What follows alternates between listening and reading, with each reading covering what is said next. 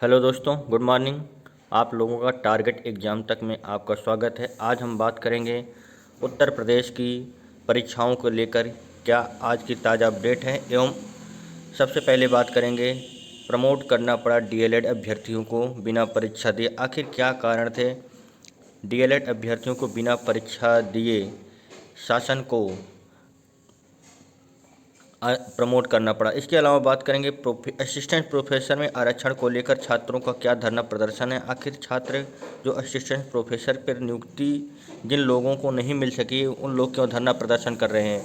दोस्तों, अगर आपने हमारे चैनल को सब्सक्राइब नहीं किया है तो सब्सक्राइब कर लीजिए ताकि आप लोगों के पास दिन भर की लेटेस्ट वीडियो की अपडेट आप लोगों के पास पहुँचती रहे।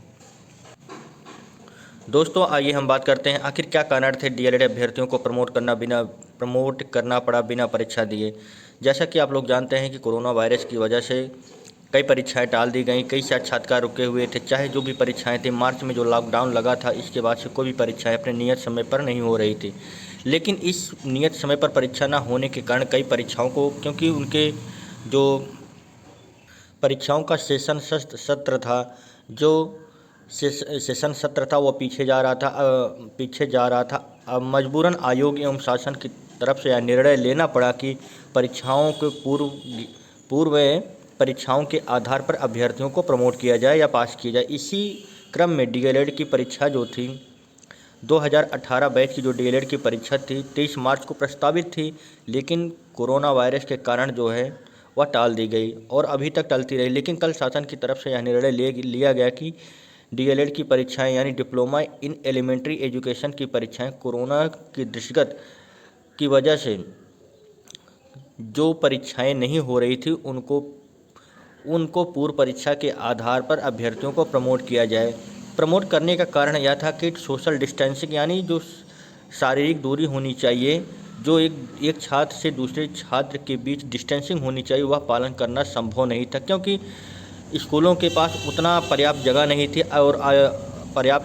था और आयोग के पास यह ध्यान रखते हुए अपने जो परेशानियां थी उत्तर प्रदेश सरकार के पास भेजा। उत्तर प्रदेश सरकार ने इस पर निर्णय लेते हुए 2018 बैच के डीएलएड अभ्यर्थियों को प्रमोट करना पड़ा।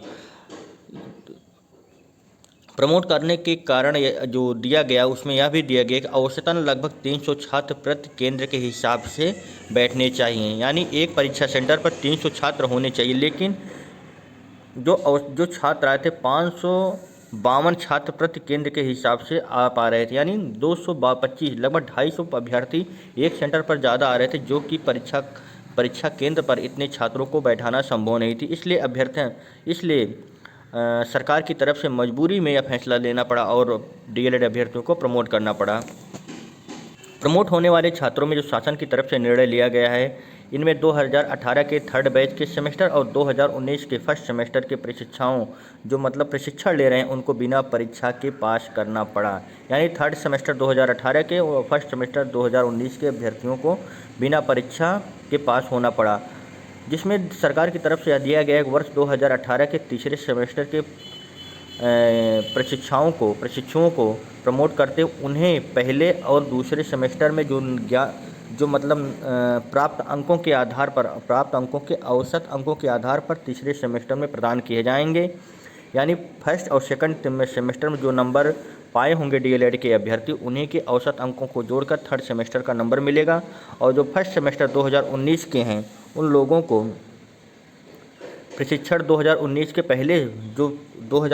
के पहले उनका जो प्रशिक्षण हुआ था उसके आधार पर उन्हें प्रमोट किया जाए, अंकों के आधार पर उन्हें प्रमोट किया जाएगा।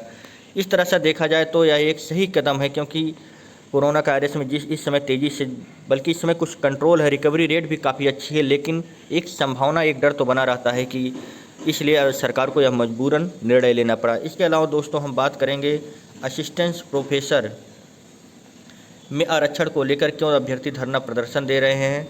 इसको लेकर जो दोस्तों उच्चतर शिक्षा सेवा चयन आयोग की तरफ से विज्ञापन संख्या 47 में असिस्टेंट प्रोफेसर के परिणाम घोषित किए गए, लेकिन उस घोषित परिणाम में दिव्यांगजन, स्वतंत्रता सेनानी एवं अन्य पदों के जो आश्रित पद होते हैं, जो आश्रितों के लिए चयन नहीं, माने आश्रित जो हैं उनके पदों पर चयन नहीं होने के कारण जो इस कैटेगरी में आने वाले अभ्यर्थी हैं वे धरना प्रदर्शन दे रहे हैं। उनका कहना है कि